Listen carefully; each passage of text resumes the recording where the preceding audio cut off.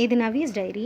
Working உமனோட life style and day routine பார்க்கணுன்னா இந்த சேனலை சப்ஸ்கிரைப் பண்ணிவிட்டு வீடியோவை தொடர்ந்து பாருங்கள். இது ஒரு மிடில் கிளாஸ் ஒர்க்கிங் மாமோட life style and day routine தான். ஹாய் ஃப்ரெண்ட்ஸ், இது 16th February சண்டே மார்னிங் எடுத்த விலாகு. நான் எப்படி இன்னைக்கு பூஜை அறையை க்ளீன் பண்ணேன் அப்படின்றது தான் உங்ககிட்ட ஷேர் பண்ணியிருக்கேன். என்கிட்ட பூஜை மேடைன்றது தனியாக எதுவும் இல்லை. கிச்சன்லேயே ஒரு பார்ட்டிஷன் தனியாக வச்சு அங்கே தான் சாமி வச்சுருக்கோம். சாமி படங்கள் எல்லாத்தையும் எடுத்து ஒன்று ஒன்றா தொடச்சிட்டேன். அதுக்கப்புறம் அன்னபூர்ணிக்கும் வேலுக்கும் கீழே வச்சுருந்த அரிசியையும் நான் மாற்றிட்டேன். போட்டிருந்த கோலத்தை ஃபுல்லாக தொடச்சிட்டு நான் புதுசாக கோலம் போட போகிறேன் இன்றைக்கி. வீக் டேஸ் ஈவினிங் வந்த உடனே பூஜை பண்ணுறதுக்கு இது தயாராக இருக்கும். நான் இன்றைக்கி தாமரைப்பூ தான் நடுவில் கோலம் போட்டிருக்கேன். கிட்ட 2-3 பலகை மாதிரி இருக்குது. அது எல்லாத்துலேயும் சைடில் கோலம் போட்டுட்டு பார்டர் மாதிரி நடுவில் ஒரு குட்டி கோலம் போட்டு அது மேலே சாமி எல்லாத்தையும் வச்சாச்சு. ஆல்ரெடி வெந்நீர் போட்டு வச்சுருந்ததுனால விளக்கையுமே சூப்பராக விளக்கி காய வச்சாச்சு.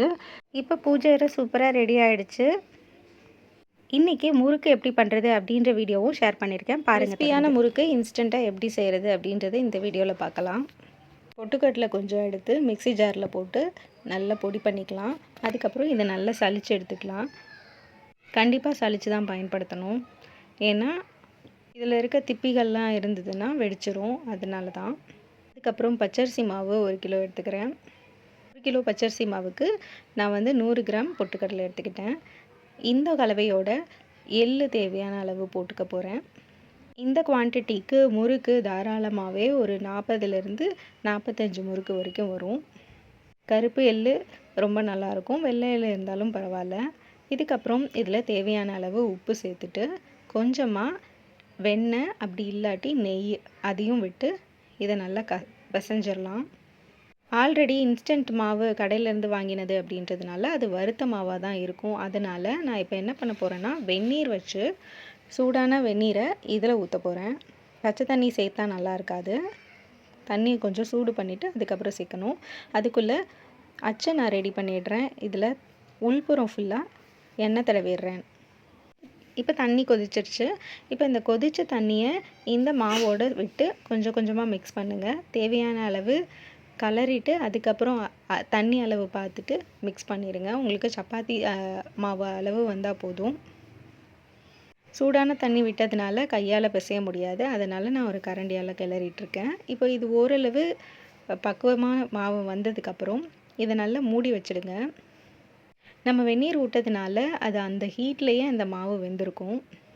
இப்போ கொஞ்சம் மாவு எடுத்து அச்சில் வச்சு இதை நான் ஒரு கரண்டியில் பின்பக்கமாக புழிய போகிறேன். நான் அடுப்பில் கடாய் வச்சுட்டு எண்ணெய் விட்டாச்சு. எண்ணெய் பொங்கி வராமல் இருக்கிறதுக்காக ஒரு துண்டு புளியும் அதில் போட்டாச்சு. இப்போ கரண்டியை இந்த மாதிரி திருப்பி வச்சுட்டு அதுக்கப்புறம் வட்டமாக இந்த மாதிரி புழிஞ்சு எடுத்திங்கன்னா முறுக்கு கிடச்சிரும். இதை மெதுவாக எண்ணெய் சூடானதுக்கப்புறம் சூடான எண்ணெயில் அப்படியே திருப்பி போட்டுடலாம். இது கொஞ்சம் சுலபமான வழியாக இருக்கும் பிகினர்ஸ்க்கு. இந்த பபிள்ஸ் அடங்குற வரைக்கும் இது நல்லா பொரியட்டும். இப்போ நான் 4 முறுக்கு போட்டிருக்கேன்.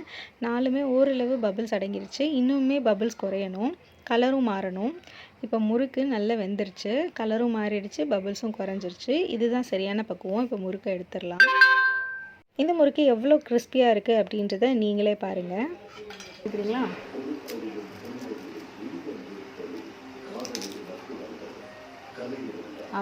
முறுக்கு பொறப்பொறப்பாக ரொம்ப அருமையாக வந்திருந்தது. நீங்களும் ட்ரை பண்ணி பார்த்துட்டு எப்படி இருக்குன்னு சொல்லுங்கள்.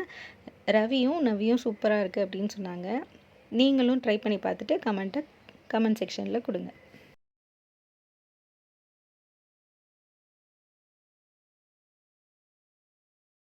இந்த வீடியோ உங்களுக்கு பிடிச்சிருக்குன்னு நினைக்கிறேன். தேங்க்ஸ் ஃபார் வாட்சிங்.